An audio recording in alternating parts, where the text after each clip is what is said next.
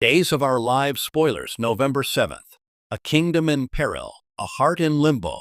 The air in Salem has always been thick with secrets, but on Thursday, November 7th, it will be laced with something far more dangerous. The chilling frost of political power struggles and the desperate, silent prayers for a little boy's future. This episode of Days of Our Lives is not just another day in the tapestry of this town's drama. It is a pivotal moment where the very foundations of its power structures are tested and the fate of its most innocent soul hangs in the balance. At the center of this maelstrom is a child, Thomas DiMera, whose life has become the ultimate prize in a cold war waged not with bullets, but with legal briefs and venomous glares. The question on everyone's mind, what happens to Thomas, is the heartbeat of the episode, a relentless drumbeat of anxiety that fuels every scene. The throne room grows cold. Abe and EJ's icy standoff. The episode opens not in a hospital or a living room, but in the halls of power.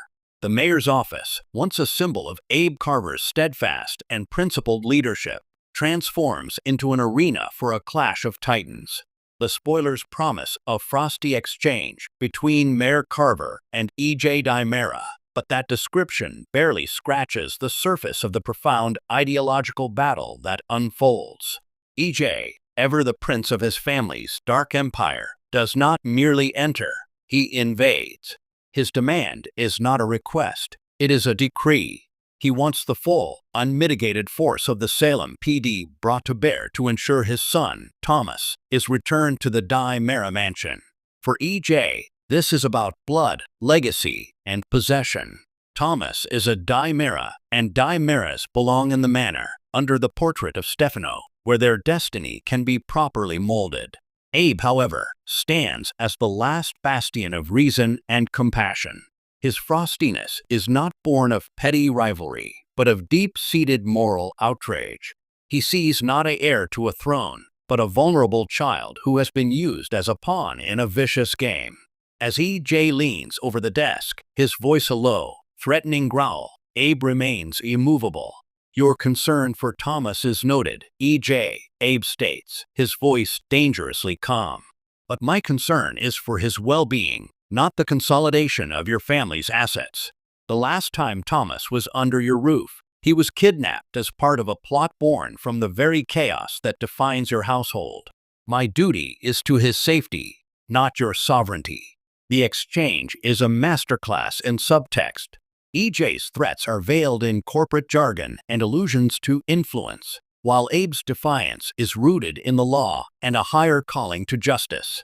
This is more than a simple argument. It is the moment Salem's civic authority draws a line in the sand against its most powerful and most corrupt family. The chill that lingers after EJ storms out is a portent of a war to come, one that will extend far beyond the walls of the DiMera mansion. Gwen's redemption or deeper damnation? The Xander factor. While the men duel in offices, Gwen finds herself on a different kind of battlefield. Fresh off her release from Statesville and clinging to a fragile hope for a new life with Xander, she is given an assignment. This is not a task from a boss, but a mission from the man she loves, and it is fraught with emotional peril. Xander, whose own moral compass has only recently begun to point true north, is desperate. He sees the fight for Thomas as a chance, for himself, for Gwen, for the family he never thought he could have. He tasks Gwen with using her unique and often treacherous skill set to dig. She is to be their intelligence operative, leveraging her knowledge of Salem's underbelly to find any piece of information, any forgotten secret or hidden weakness that could be used to bolster their case for custody. For Gwen, this assignment is a double-edged sword. Is this her path to redemption? A chance to use her cunning for a noble cause, to prove to Xander and to herself that she can be more than a villain? Or is it a trap, luring her back into the shadows where she is most comfortable? The temptation to cross lines, to manipulate and deceive, will be immense. As she sits in a dimly lit corner of the Brady pub, scrolling through contacts on her phone, the audience can see the internal conflict warping her features. This mission could solidify her bond with Xander, or it could expose the fundamental cracks in their newfound partnership, proving that old habits and old sins die hard. The quiet storm, Sarah and Nicole's agonizing wait. Amidst the political maneuvering and clandestine missions, the emotional core of the November 7th episode lies in the quiet, agonizing moments of two mothers. Sarah Horton and Nicole Di Mera are tethered together by the same tiny boy, their love for him a painful, shared condition. The episode delivers powerful, near-silent scenes of these two women waiting. Sarah, surrounded by her Horton family, tries to put on a brave face, but her hands tremble as she clutches a cup of tea she never drinks. Every ring of the phone, every knock at the door, sends a jolt of terror through her. She is not just fighting for a son. She is fighting for the future she dreamed of, the family she built with Xander after so much loss. Nicole, meanwhile, is a ghost in the Di Mera mansion. The grandeur of the home feels like a gilded cage. She paces the floors, her gaze constantly drifting to the empty crib. Her pain is a raw, open wound. She carried Thomas, sang to him, and loved him as her own from the moment he was placed in her arms. The legal term biological mother means nothing in the face of that visceral, maternal bond. EJ sees a dynasty. Nicole sees her child. Her scenes are a masterclass in restrained agony, her quiet sobs in the dark, a stark contrast to her husband's public bluster. The verdict, a cliffhanger for the ages. So, what does happen to Thomas on November 7th? The genius of this episode is that it provides not an answer, but the final, breathless moment before the answer is revealed. The final scene takes us to the judge's chambers.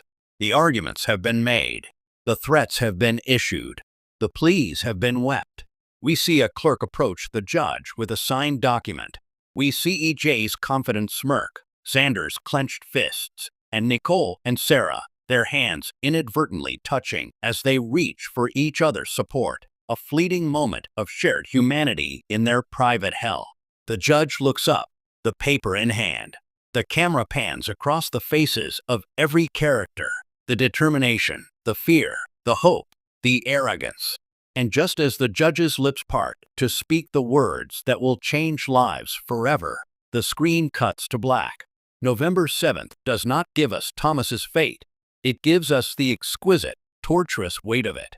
It reminds us that in Salem, the battle for a child's heart is the greatest battle of all, and its outcome will send shockwaves through every corner of the town, ensuring that the days to come will be anything but peaceful.